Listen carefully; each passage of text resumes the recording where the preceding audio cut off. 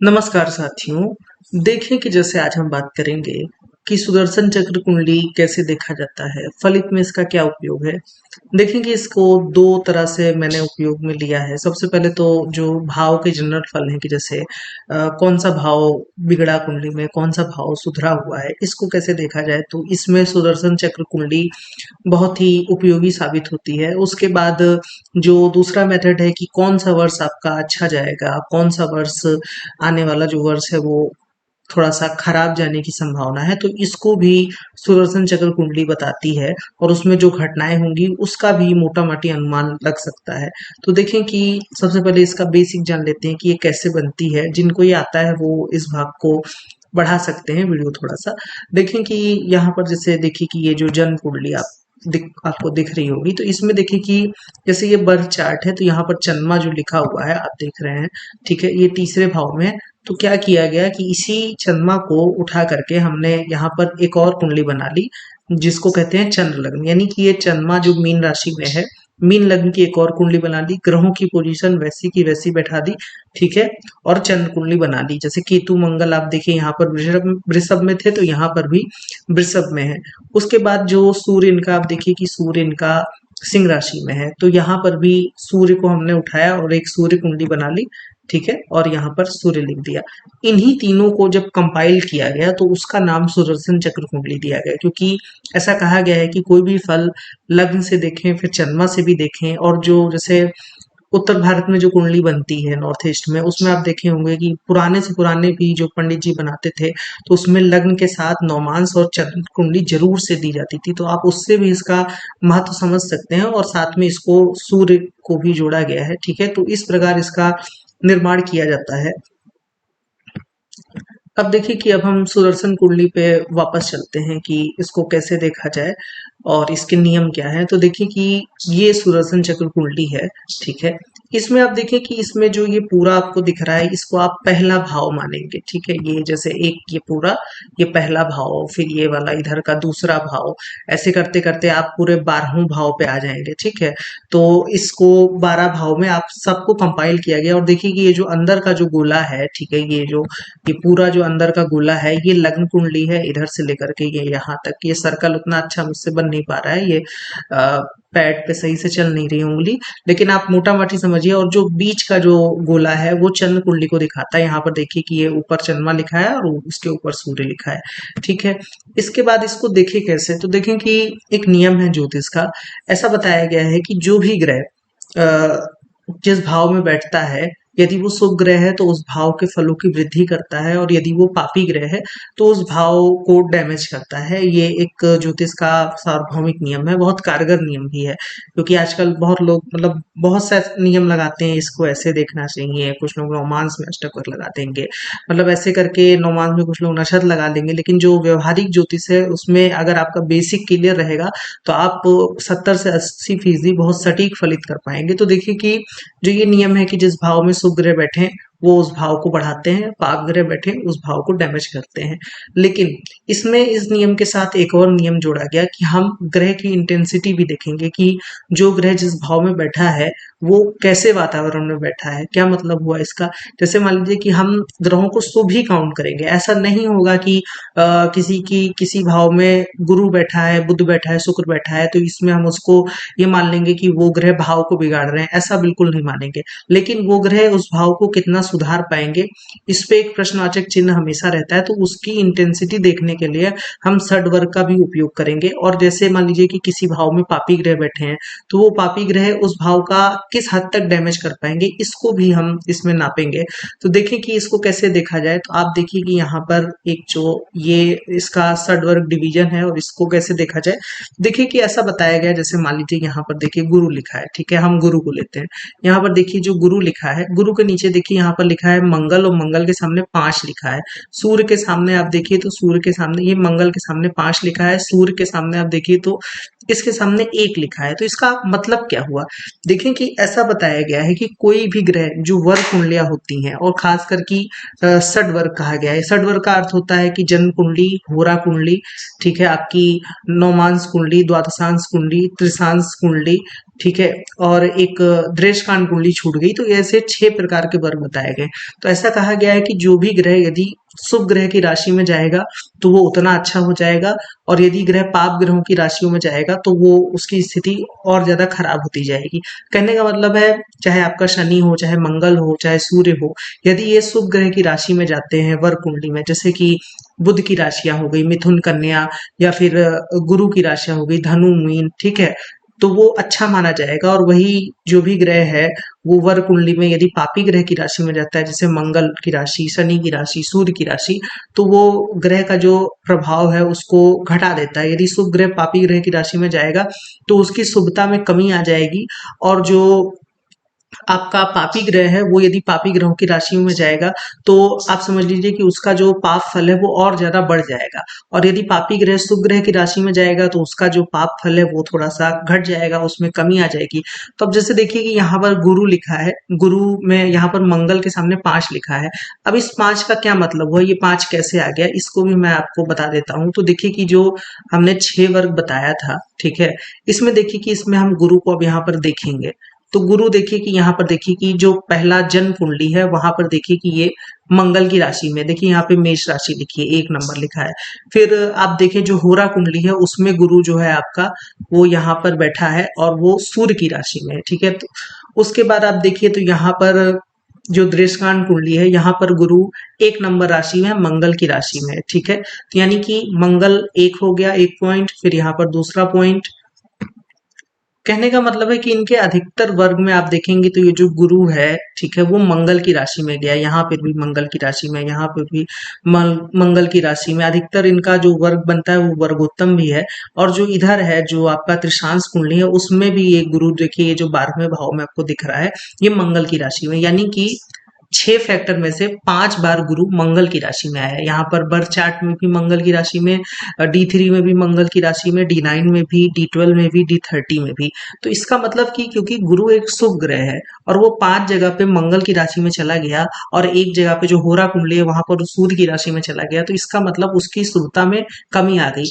देखें कि इस नियम में आपको मित्रता शत्रुता नहीं लेनी है कि गुरु मंगल का फ्रेंड है तो इसलिए वो अच्छा हो जाएगा, या फिर उच्च नीच भी नहीं लगाना है कि वर्ग कुंडली में गुरु उच्च का हो गया, या फिर जैसे कि मंगल मकर राशि में उच्च का हो जाता है तो उसको अच्छा मान लेंगे। कोई उच्च नीच नहीं लगाना है, सिर्फ शुभ ग्रह की राशि देखनी है, पाप ग्रह की राशि देखनी है। कई लोग ऐसा भी बताते हैं कि ग्रह यदि अपनी राशि का हो तो अच्छा हो जाता है वर्ग कुंडली में, या फिर ग्रह अगर मान लीजिए कि उच्च राशि का हो तो उसको अच्छे में काउंट करना चाहिए। लेकिन व्यवहार में ऐसा देखने को नहीं मिला है। वर्ग कुंडली में भी ग्रह मान लीजिए कि जैसे शनि स्वराशि का है लेकिन शनि होगा तो मकर या कुंभ में ही ना, तो उसको अच्छा नहीं लेंगे। हाँ, जन्म कुंडली में यदि कोई ग्रह अपनी राशि का है तो आप उसको एक बार अच्छा कंसीडर कर सकते हैं, अच्छा ले सकते हैं। लेकिन आप जो वर्ग कुंडलियां हैं उसमें आप सिर्फ इतना देखिए कि वो ग्रह शुभ ग्रह की राशि में है या फिर अशुभ ग्रह की राशि में है। तो मेरे ख्याल से ये कॉन्सेप्ट आपको क्लियर हो गया होगा कि ये जो ये संख्या लिखी हुई है ये कैसे आती है, ठीक है। अब हम आगे बढ़ते हैं कि यहाँ पर देखिए कि जैसे यहाँ पर देखिए कि आपका गुरु के सामने लिखा है कि गुरु वर्ग कुंडली में मंगल और सूर्य की राशि में गया है, यानी कि गुरु 6 वर्ग में आपका पापी ग्रह की राशि में गया है, यानी कि यहाँ पे जुपिटर जो बहुत ज्यादा शुभ था वो उतना शुभ नहीं रह गया है, ठीक है। तो इसलिए हम जुपिटर को उतना शुभ नहीं मानेंगे। उसके बाद अगर आप सभी ग्रहों को देखें तो अधिकतर खिचड़ी पकेगी। वैसे हमेशा ऐसा नहीं होगा कि कोई ग्रह या तो पापी ग्रह की राशि में चला जाए या फिर शुभ ग्रह की राशि में चला जाए। जैसे अब सूर्य का मान लीजिए हमें विचार करना है, तो ये देखिए सूर्य जो है वो 3 बार अपनी राशि में गया है, शनि वो सूर्य की राशि में गया है, तब भी सूर्य एक पापी ग्रह है इसलिए हम इसको अच्छा नहीं मानेंगे।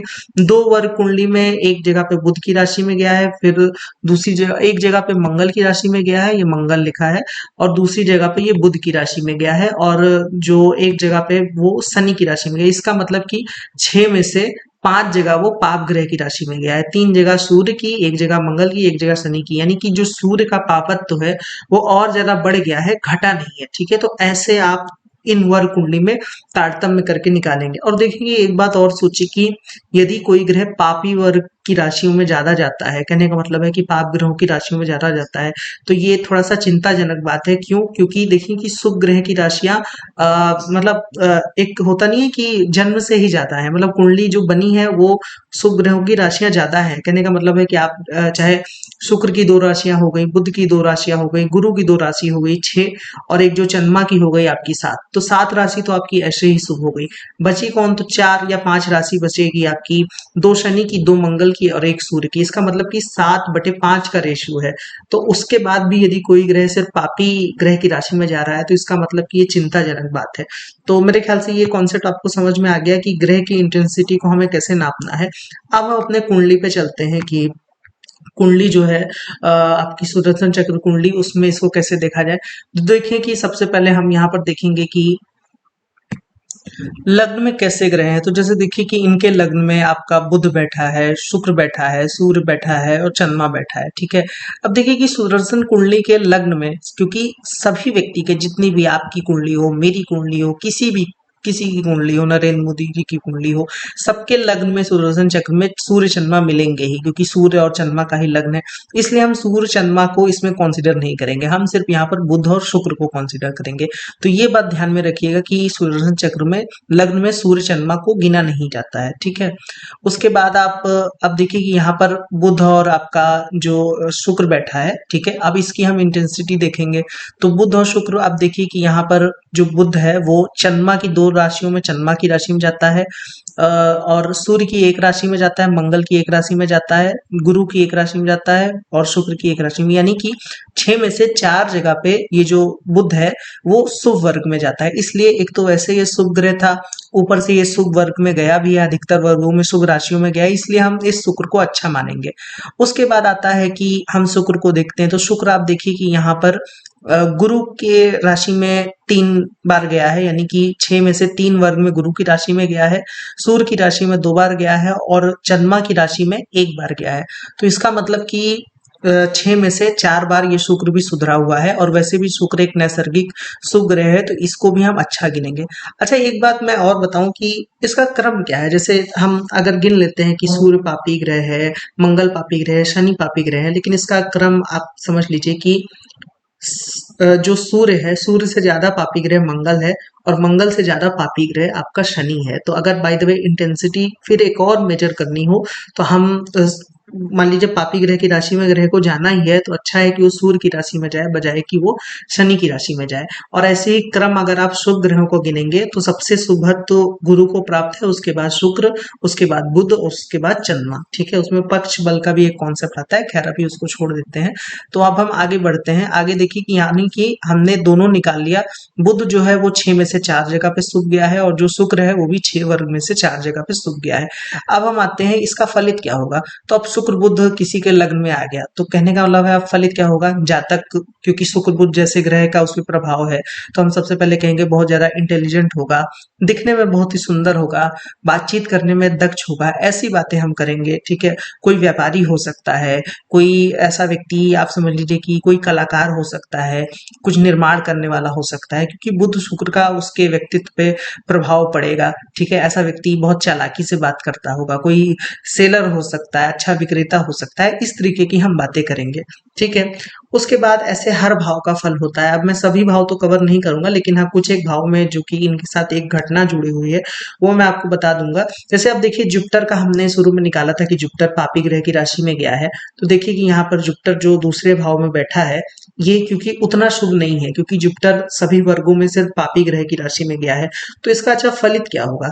देखिए कि एक बात हमेशा ध्यान रखिएगा कि ग्रह है तो शुभ ना, हमने सिर्फ इंटेंसिटी मेजर की है, लेकिन इसका फलित यह है कि जैसे मान लीजिए कि ये जुपिटर शुभ ग्रह की राशि में जाता तो इनके पास धन बहुत ही सरलता से आ जाता, लेकिन अब जुपिटर चूंकि पापी ग्रहों की राशि में गया है वर्गों में, तो उसमें उतनी सौम्यता या सरलता नहीं रह गई है। तो इनको पैसे कमाने के लिए शुरुआत के दिनों में काफी स्ट्रगल करना पड़ा था, उसके बाद जाकर के इनका धीरे धीरे धन संचय हो पाया है, और अभी भी जैसे कि इनका पैसा बल्क में आता है, ऐसा नहीं होता है जैसे कभी कमाई हुई तो बहुत हो गई वरना फिर रुक गई, तो ऐसे वाला इनका थोड़ा सा सीन है, ठीक है। अब देखिए कि इनके अगर मैं एक किसी विशेष भाव पे बात करूं, देखें कि हम पंचम भाव पे बात करते हैं क्योंकि इससे जुड़ा मैं कुछ आपको समझाना चाहता हूँ, ठीक है। बाकी भाव का तो आप निकाल लेंगे कि ग्रह को मेजर करके, और फिर उसके बाद उस अनुसार आप अपने बुद्धि से तारतम्य करके फल बताएंगे। यदि कोई शुभ ग्रह किसी भाव में बैठा है तो आप देखेंगे कि वो शुभ ग्रह कितने वर्गों में अच्छी राशियों में गया है, उस हिसाब से फल होगा। किसी भाव में शुभ ग्रह पापी ग्रह दोनों बैठ जाएं, जैसे आप मान लीजिए कि यहाँ पे तीसरे भाव में मंगल केतु बैठा है और एक चंद्रमा बैठा है, ठीक है, तो इसका फल कैसे होगा? तो एक शुभ ग्रह है और दो पापी ग्रह है, तो जाहिर सी बात है कि पापी ग्रहों की संख्या ज्यादा हो गई। अब देखिए कि इसमें जो तीसरे भाव में इनका मंगल केतु है, इसका भी इसमें हुआ क्या कि बचपन में इनके एक भाई की डेथ हो गई थी, ठीक है। तो एक तो इसका ये मतलब जो बुरा फल था वो हुआ। दूसरा ये कि यहाँ पर चूंकि चंद्रमा भी बैठा है तो इनकी एक बहन है जिससे कि इनका गहरा लगाव भी है, ठीक है। वो आती जाती रहती हैं, ये बता रहे थे कि बहुत मतलब इनकी केयर करती थी, तो वो एक तरीके से समझ लीजिए कि चंद्रमा का भी प्रभाव है, चंद्रमा एक शुभ ग्रह है, तो इस तरीके से कुछ अच्छा कुछ बुरा बुरा, क्योंकि पाप ग्रह का भी प्रभाव है, शुभ ग्रह का प्रभाव है। और इनके जो एक और भाई हैं उनसे भी इनकी उतनी अच्छी बनती नहीं है। तो यहाँ पर देखिए कि मंगल और केतु तो तीसरे भाव में, क्योंकि भाई बहन से देखा जाता है तीसरे भाव को, तो भाई बहन को देखा जाता है, इसलिए वो यहाँ पर बिगाड़ रहे हैं, ठीक है। उसके बाद हम यहाँ पर आते हैं संतान भाव में।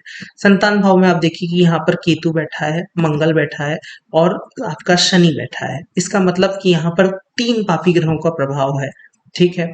और संतान का कारक गुरु भी हमने देखा था कि वो बहुत अच्छे वर्गों में नहीं गया है। और जैसे देखिए कि मान लीजिए कि हमें अब इसको, जैसे हमने गुरु को देखा था, शुक्र और बुध को देखा था, हम शनि मंगल केतु को भी देखते हैं एक बार को, मान लीजिए ये वर्ग कुंडली में।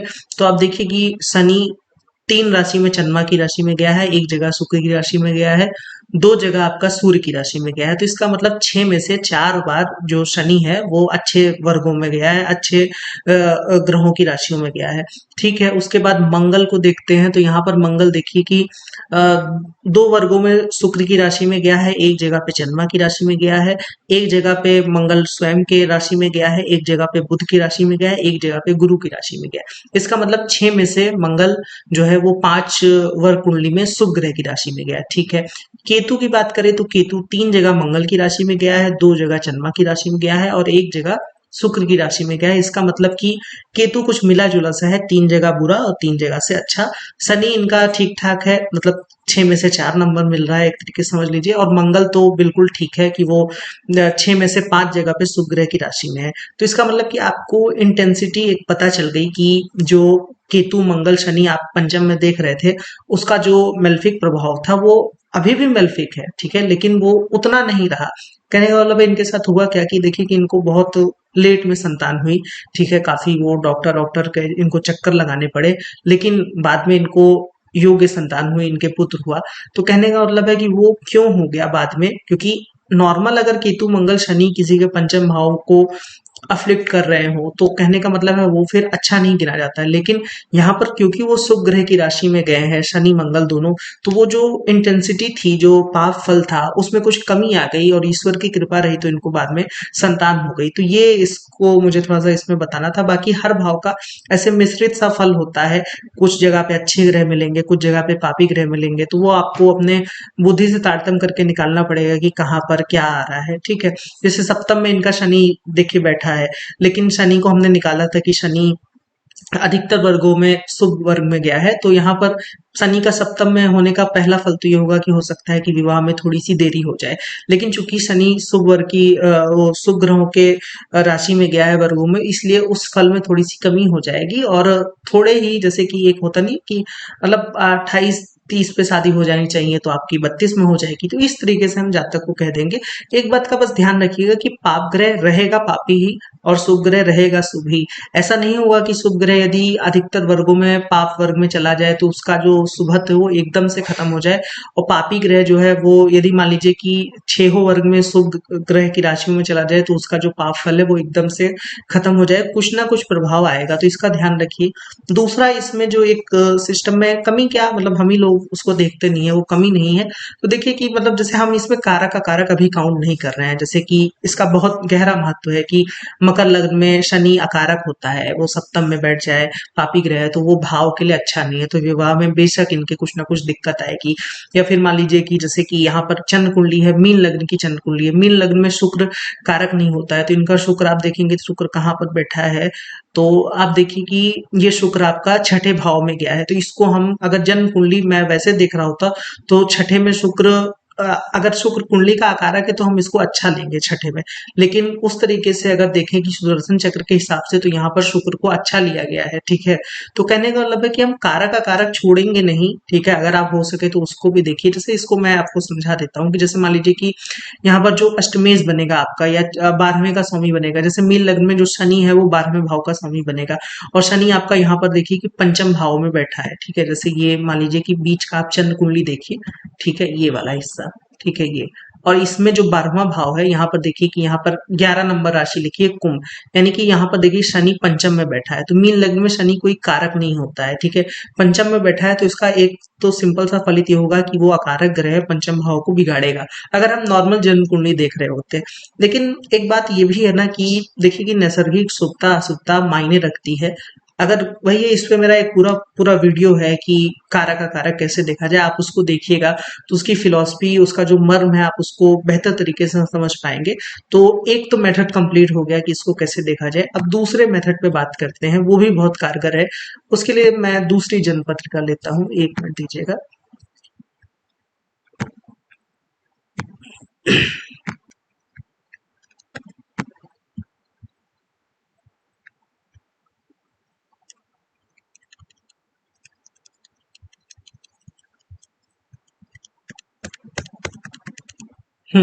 अब देखिए कि जैसे ये एक जन्म कुंडली है, और ये इनका जैसे कि जन्म कुंडली में ये सुदर्शन चक्र है। अब इसमें कैसे देखा जाए, तो जैसे कि आप जानते हैं कि जन्म कुंडली में जैसे मान लीजिए कि ये पहला भाव है, ठीक है, पहले भाव को हम इससे इंगित करते हैं। एक मिनट दीजिएगा, मैं ये पेंसिल लगा लूं। ये जैसे कि पहला भाव है, ठीक है, ये पहला भाव है, तो इसको आप पहला वर्ष समझिए कि जब बच्चा जन्म लेता है तो उसका ये पहला वर्ष है। इसी तरीके से दूसरे भाव को दूसरा वर्ष समझेंगे, ठीक है, तीसरे भाव को तीसरा, चौथे को चौथा वर्ष, ठीक है। ऐसे करते करते आपका 12 वर्ष बाद 12 भाव कंप्लीट हो जाएंगे, और जो 13वां वर्ष है वो फिर लग्न में आ जाएगा। तो कहने का मतलब है कि लग्न में जब फिर से 13वां वर्ष आ जाएगा तो गाड़ी फिर से साइकिल घूम जाएगी। अब 13, 14, 15, 16, तो कहने का मतलब है कि 13वां वर्ष लग्न में पड़ेगा, 14वां वर्ष आपका दूसरे भाव में, 15वां वर्ष तीसरे भाव में। तो अब इसको इतना तो समझ में आ गया कि कैसे साल को हम देखते हैं। अब इसका फलित क्या है, तो सिंपल सा फलित है कि जिस भाव में यदि शुभ ग्रह बैठे होंगे तो वो वर्ष आपका अच्छा जाएगा, जिस भाव में पापी ग्रह बैठेंगे वो वर्ष आपका बुरा जाएगा, ऐसा बताया गया है, ठीक है। लेकिन हमेशा ऐसा होता नहीं है कि भाव में शुभ ग्रह मिल जाए या फिर अशुभ ग्रह मिल जाए, खिचड़ी पकती है, जिससे कि भाव में अच्छे ग्रह भी मिलेंगे, बुरे ग्रह भी मिलेंगे। तो आप देखें कि अपने बुद्धि से तारतम्य कर लें इसको कि कितने शुभ ग्रह हैं, कितने पाप ग्रह हैं, और जो मैंने वर्गों में बताया था कि उसको वर्ग में भी देख लें कि वो पापी ग्रह वर्ग कुंडली में शुभ ग्रह की राशि में गया है तो वो उतना बुरा नहीं रह जाएगा। तो ये आप इसको इस तरीके से देख सकते हैं। अब देखें कि जैसे कि इसमें हुआ क्या, इस चार्ट में हम एक इंसिडेंट पे बात करते हैं कि ये जो जिनका ये कुंडली है, आप मान लीजिए कि हम अगर देखेंगे जैसे हर बार 12 का यहाँ पर आता है, ठीक है, जैसे 12वां वर्ष यहाँ पर कंप्लीट होगा 12वें भाव में। उसके बाद जो आपका 24वां वर्ष है वो भी 12वें भाव में ही आएगा, ठीक है, 24वां वर्ष भी आपका 12वें भाव में ही आएगा। उसके बाद ये इतना बड़ा बड़ा लिख जा रहा है, ये मेरी गलती नहीं है, वो कीपैड वो जो होता नहीं है वो पैड पे ऐसा वो चल नहीं पा रहा है, ठीक है, तो उसके लिए माफी। देखें कि अब जैसे कि 24वां वर्ष भी 12वें भाव में आएगा, तो आप 12 का गुणा करते जाएंगे तो वो आप आगे बढ़ते जाएंगे। जैसे कि 36वां वर्ष भी आपका इसी 12वें भाव में पड़ेगा, ठीक है। उसके बाद आपका जो 12 चौक 48, 48वां वर्ष भी इसमें पड़ेगा, तो ये आप समझ गए होंगे। उसके बाद उसके आगे का वर्ष तो वो आप 48 के बाद 49वां वर्ष आपका पहले भाव में पड़ जाएगा। तो अब हुआ क्या इसमें, देखिए कि जैसे 59वें वर्ष में, अभी इसमें और क्या क्या देखा जाता है वो भी मैं बताऊंगा, ठीक है। और एक चीज और, जैसे कि इसमें आप अष्टक वर्ग के बिंदु भी जोड़ेंगे, जैसे कि जो जैसे कि कोई भी भाव, जैसे मान लीजिए कि शुभ आता है, जैसे मान लीजिए कि हम देखते हैं कि इनका, ये देखिए कि ये जो पंचम भाव है ये सुधरा हुआ है। यहाँ पर जुपिटर, मरकरी, सूर्य बैठा है और यहाँ पर देखिए कि अष्टक वर्ग में 28 बिंदु है। तो इसका मतलब कि हम कह देंगे ये वर्ष आपका सामान्य से अच्छा जाएगा, क्योंकि 28 बिंदु ना तो शुभ है ना तो बुरे हैं, लेकिन यहाँ पर चूंकि शुभ ग्रह है इसलिए हम इसको अच्छा इंगित करेंगे। तो कहने का मतलब है, जैसे यहाँ पर जैसे देखिए कि 36 बिंदु है तीसरे भाव में, ठीक है, और आप देखिए कि यहाँ पर जो तीसरे भाव में सिर्फ चंद्रमा बैठा है, तो हम कहेंगे कि ये वर्ष ये भाव जिस भी वर्ष को इंगित करता है, जैसे तीसरा वर्ष हो गया, या फिर आपका 13, 14, 15वां वर्ष हो गया, ठीक है, या फिर आपका 25वां, 26वां, 27वां वर्ष हो गया, ठीक है, उस वो वर्ष आपके अच्छे जाएंगे, क्योंकि यहाँ पर एक तो शुभ ग्रह बैठा है और ऊपर से इस भाव में 36 बिंदु मिले भी हैं सर्वाष्टक वर्ग में, तो इसलिए वो शुभ हो गया, ठीक है। ऐसे लेकिन इसका ध्यान रखिएगा, जैसे कि क्योंकि हर समय ये भाव तो बार बार चक्र घूम जाता है, तो हर बार एक जैसी घटना नहीं होगी। कहने का मतलब है कि जैसे मान लीजिए किसी का पांचवा भाव बुरा है लेकिन वो अभी बच्चा है, तो आप ये कहेंगे कि आपके पढ़ाई में बाधा आ सकती है, लेकिन जब वो बड़ा हो गया तो आप फिर उसको कह सकते हैं कि आपके संतान होने में कुछ दिक्कत आ सकती है। तो ये इसका ध्यान रखिएगा। और दशा अंतरदशा का भी फर्क पड़ता है, गोचर का भी फर्क पड़ता है कि उस समय मान लीजिए आपकी दशा अंतरदशा भी बिगड़ी हुई है और कोई खराब वर्ष आ गया तो वो ज्यादा बुरा हो जाएगा। दशा अंतरदशा गोचर सही है और तब फिर इससे बुरा आ जा रहा है तो वो थोड़ा सा कम बुरे में निकल जाएगा, उतना बुरा नहीं होगा। और यदि तीनों बुरे हैं कि जैसे 64वें नौमान से कोई ग्रह चल रहा है, फिर आपका वह इससे इस पद्धति से भी वो वर्ष बुरा आ रहा है और दशा भी कोई अच्छी नहीं चल रही है, तो फिर उस वर्ष में विशेष सावधानी बरतनी पड़ती है। अब देखिए कि इसमें हुआ क्या कि जैसे आप अगर इनके 12वें भाव को देखेंगे तो यहाँ पर देखिए कि राहु केतु बैठे हैं, जो कि अच्छा नहीं है। उसके साथ हालांकि शुक्र भी बैठा है, लेकिन शुक्र सिर्फ एक शुभ ग्रह है, ठीक है, ये सामान्यता बुरा में आया। फिर यहाँ पर देखिए कि इनके अष्टक वर्ग में 12वें भाव में 24 बिंदु मिले हुए हैं।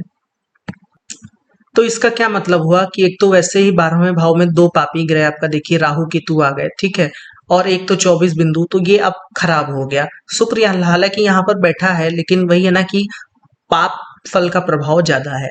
अब इस वर्ष हुआ क्या, तो देखिए कि ये जिनकी जन्म कुंडली है ये श्रीमती इंदिरा गांधी की कुंडली है, और ये जो वर्ष था जैसे कि यहाँ पर आप गिनेंगे तो यहाँ पर 59 ईयर्स कंप्लीट हो चुके हैं, ठीक है, और यहाँ पर इनका 60वां साल चल रहा था, ठीक है। तो इस वर्ष हुआ क्या, जब ये इनका 60वां ईयर चल रहा था, 1977 में ये बात है, उस समय जो भारतीय आम चुनाव हुए उसमें ये इलेक्शन हार गई थी, बुरी तरीके से हारी थी, इनको सत्ता गंवानी पड़ी। तो वो एक जो एक कह लीजिए कि वो साल इनके लिए अच्छा नहीं रहा, तो वो इस कुंडली में इसमें दिख रहा है कि वो कैसे बुरा हुआ। हालांकि उस पे अष्टक वर्ग में भी मैंने इसको एक बार एक्सप्लेन किया है कि कैसे उसमें भी गोचर बदला शनि ने और कैसे हुआ, उसके अन्य भी कारण थे, लेकिन उसमें एक महत्वपूर्ण कारण ये भी था।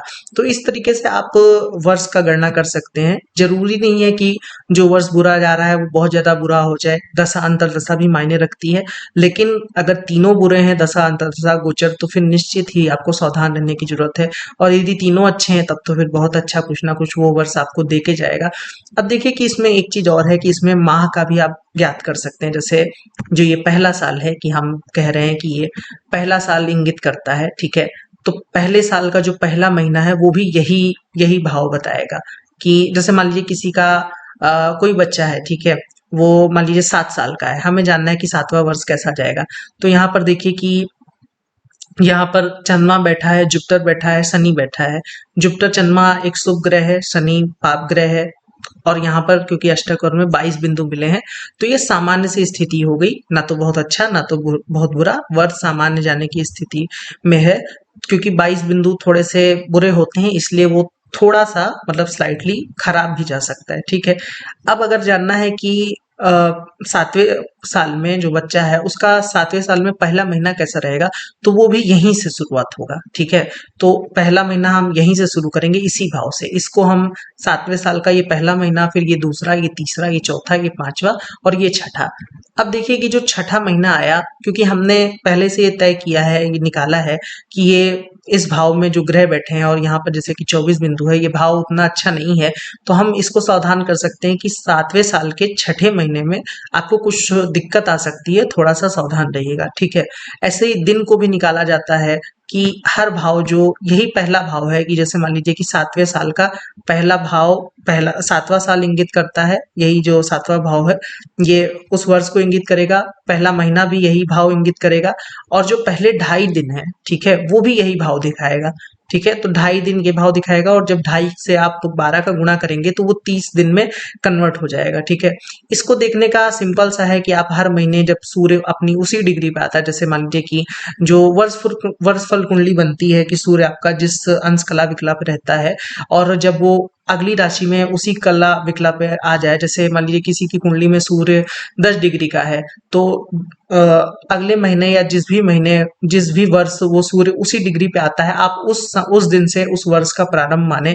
जैसे कि किसी का सूर्य मान लीजिए कि 10 डिग्री का है, सूर्य हर साल उसी में आ जाता है। जैसे अभी इनके सूर्य की बात करें तो इनका सूर्य आप देखिए कि ये वृश्चिक राशि में बैठा है। ठीक है, वृश्चिक राशि में इनका सूर्य बैठा है। अगर हम डिग्री की बात करें कि ये सूर्य कितनी डिग्री का है, तो देखें कि 1 मिनट में डिग्री लगा देता हूँ आपके लिए, चार्ट विद डिग्री। ठीक है, तो चार्ट विद डिग्री में आप देखिए कि यहाँ पर वृश्चिक राशि में ये सूर्य आपको दिख रहा होगा कि यहाँ पर सूर्य इनका 4 डिग्री का है।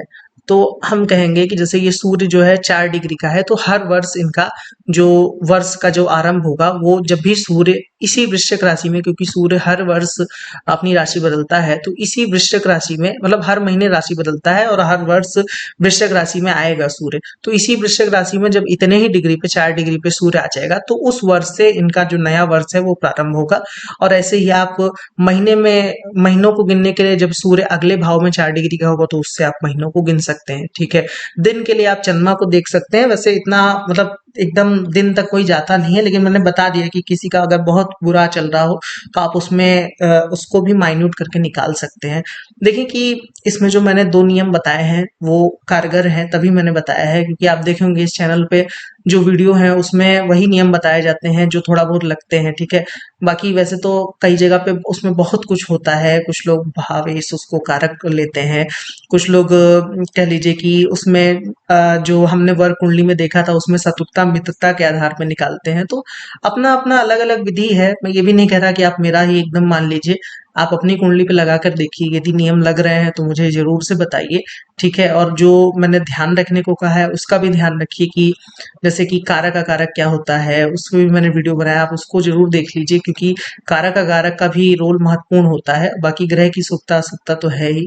आशा करता हूँ कि आपको ये वीडियो अच्छा लगा होगा। यदि वीडियो अच्छा लगा है तो आप मेरा वीडियो लाइक जरूर कीजिए और मेरे चैनल को जरूर से सब्सक्राइब कीजिए। फिर किसी दिन मिलते हैं किसी और वीडियो के साथ। तब